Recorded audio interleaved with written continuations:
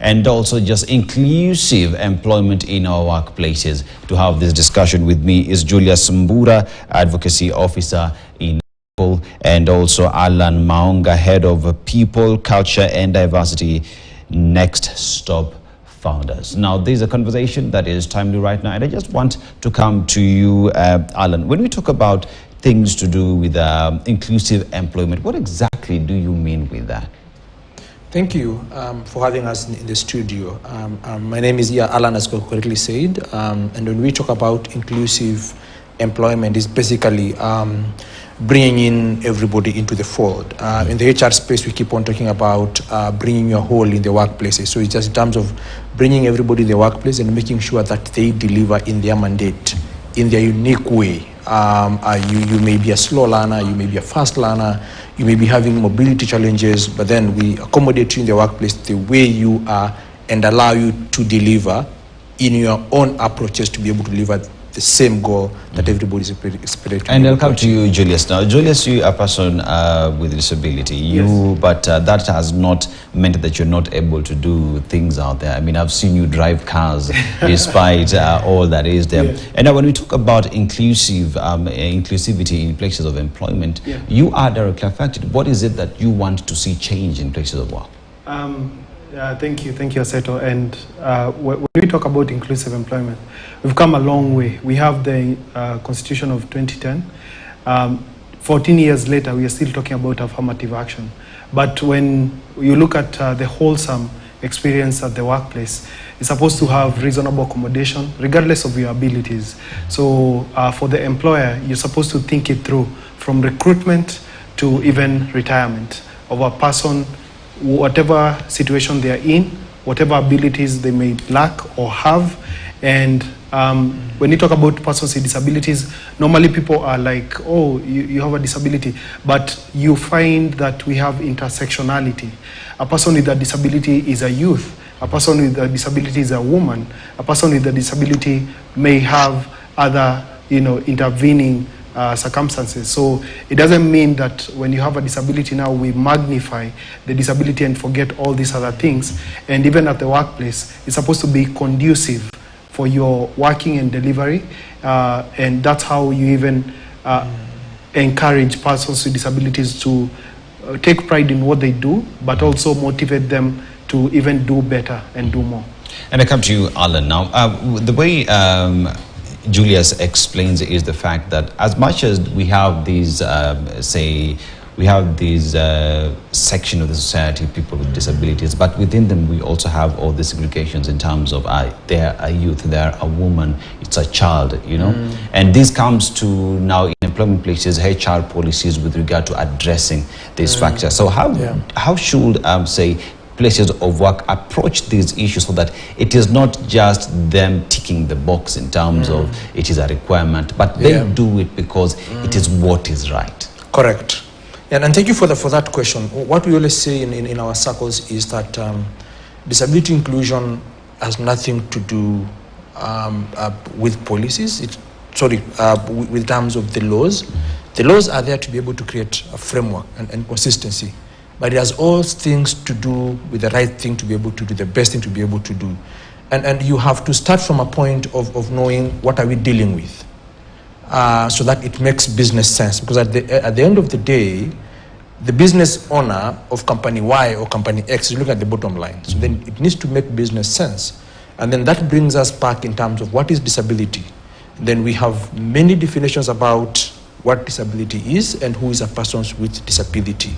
And in our Act of 2013, the Disability Act that clearly defines that who is a person with disability. He has to be permanent, but then we also accommodate persons with temporal disability, and the law is very clear in terms of how that moves into being a permanent disability and who that person is. So at the workplace, then you have to have policies, and not one single policy that says disability inclusion policies. You look at the different policies, whether they are 16, 17, 18 of them. So you look at the recruitment and selection policy, you look at your onboarding process, you look at your performance management, you look at your the entire talent management policy you have, compensation benefit, all that, including retirement policies, all that you have an inclusive perspective. Let's take the one simple policy, like in terms of the attraction recruitment policy. Then how do you reach a bigger pool of participants, including those without disability? Are your adverts more accessible? Can they be accessed with anybody who cannot be able to see? For example, if you have an advert and you share it through WhatsApp, will Julius able to be able to see that particular advert? Then have you made it accessible? Which platforms are you sharing out those particular adverts for it to be able to become accessible?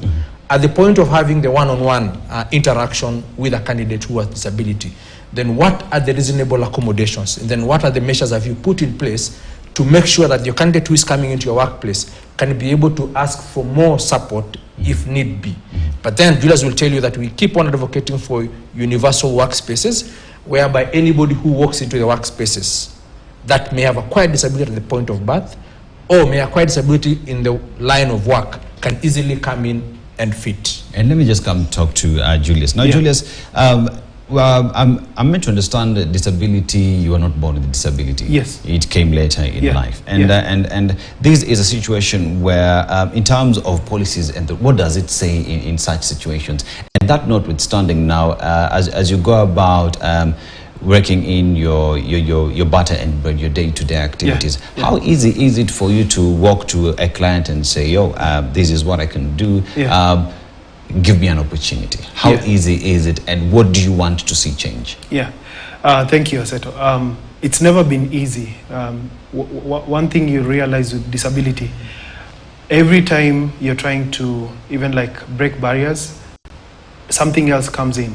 And people, we've had like politics, people saying, you know, people born with disabilities have it harder than people who acquire the disability later on. But having a disability has no limits, has no, you know, sort of like favorism. You cannot say that since I became blind at a later age, I have it easier than any other person who was born blind. And when you look at how society views disability, we have stigma, we have discrimination. All these things, we are meant to believe that the society should be inclusive, but in the real sense, you find people segregating and discriminating upon persons with disabilities. Even you'll be surprised that even your loved ones will still discriminate you. So when it comes to employment and working spaces, you find employers who employ persons with disabilities, but it's sort of like a tokenism to just tick a box that I have these people and I've met my cut. Others actually make it look good for them, for the company, and some of them think they will, you know, have tax reliefs and all that. And you find even like people online saying, you know, for persons with disabilities, you have it easier because you have tax exemptions. We have income tax exemption. And when you look at the needs of persons with disabilities, it's not even enough. It's just a relief to make sure that with other intervening, you know, things in your life, you're able to cope with, you know. But when you talk about VAT, if you're buying a bread at 70 shillings, I still buy the same bread at 70 shillings, regardless of having my disability or not. So we are supposed to look at disability as not as them versus us thing, but as a way to have everyone included in everything that we do in our day-to-day life.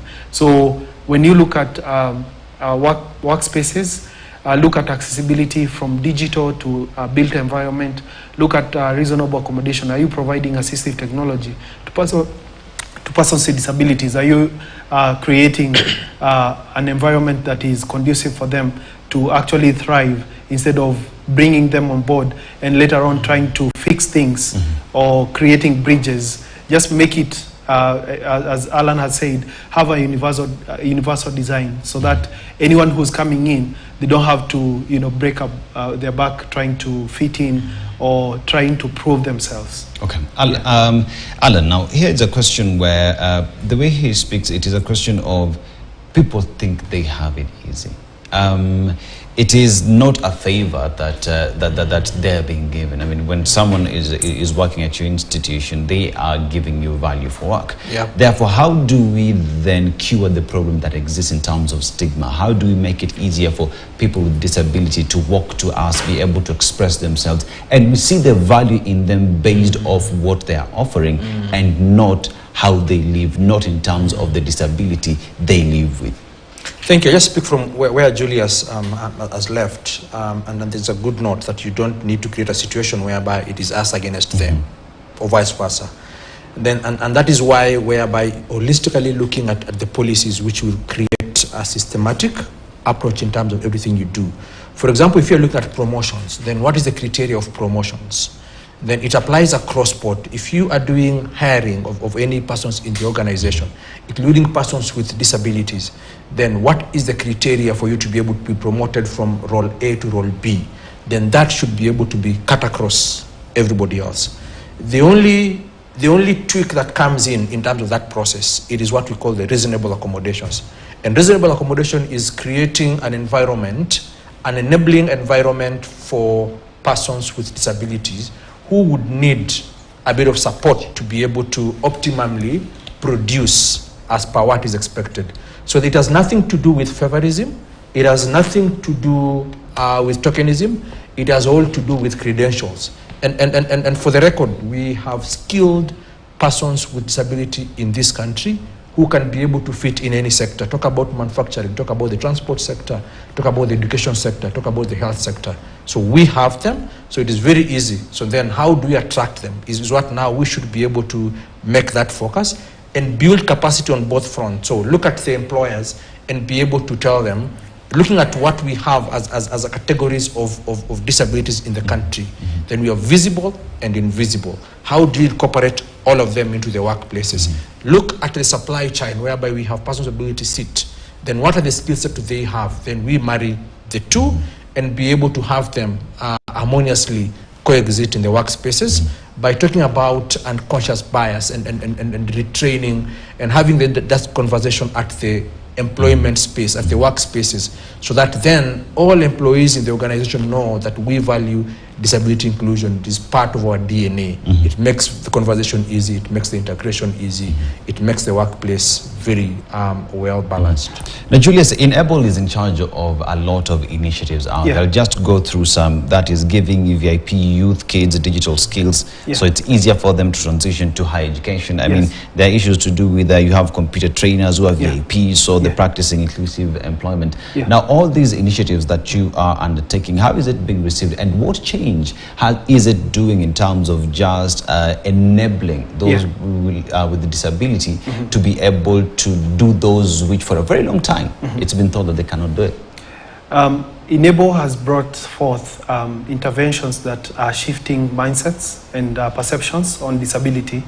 And as you see me, I'm actually like a walking billboard for what's possible. And all thanks to Enable, I had acquired skills, computer skills that enabled me to go to higher education and even beyond.